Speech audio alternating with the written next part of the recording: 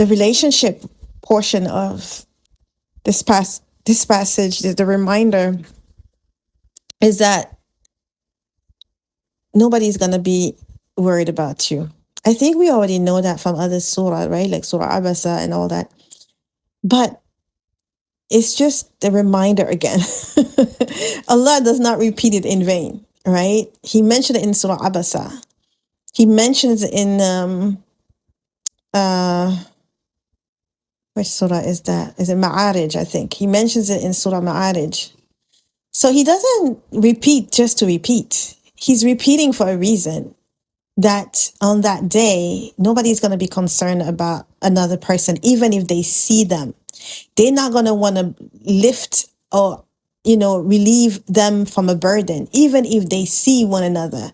Like, I see you with a burden. I'm not going to worry about trying to help you on that day. And even though in dunya, like, I feel like I could die for you, right? Subhanallah. And even that expression, I would die for you and all these things, my child is my life, my husband is everything. All of this, they're not statements that believers are supposed to make. Really, they're not supposed to make these statements. Because why? They are putting too much into a creation. And that creation on the day of judgment is not going to worry about you. Allah tells us that. And so I think that's validation, looking for people's validation, for people to approve of you, for people to like what you do, for people to love you, for people to do this. Like, I mean, it's nice. We are human beings. We're supposed to live in society. So, of course, Allah made us in a way that, we have love for one another and we want to support one another. That's amazing. But to go after that is the issue. It's one thing to really love Allah.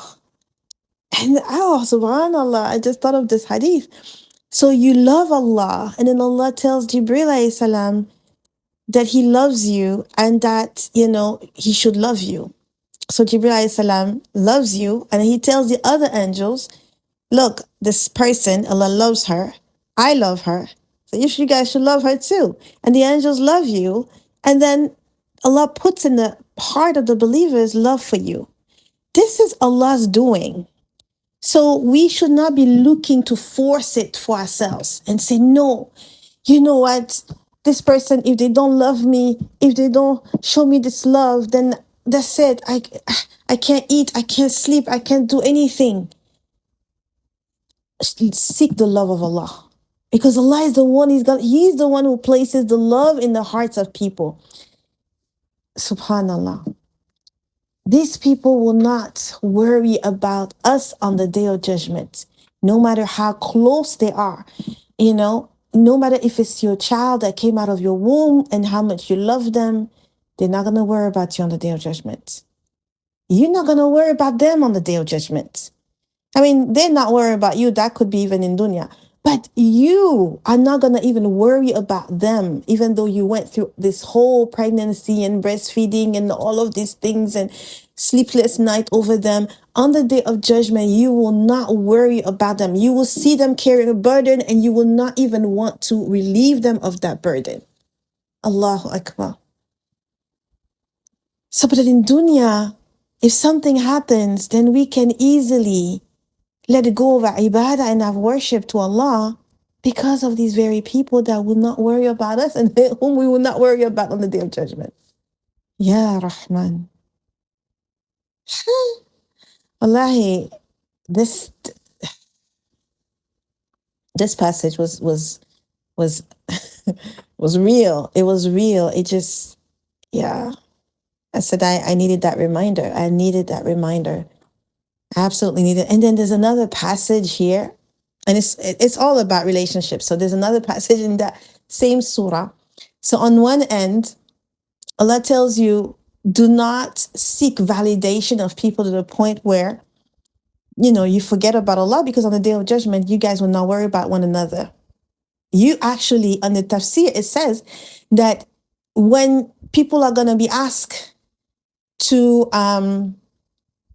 about each other's rights. Like, the people will be happy to say that, especially the close ones, because, the close ones are the ones that we wrong the most, right? So they will be happy to come and look for their rights. A child will be happy to seek where their parent wronged them so they could get that right, right? Because that could lead them to Jannah. They may need it for Jannah. And same thing for a mother, for her child, spouses. They're going to be looking for to get rights from you, subhanallah. So in this case, put Allah first. Do not let anyone come between you and Allah.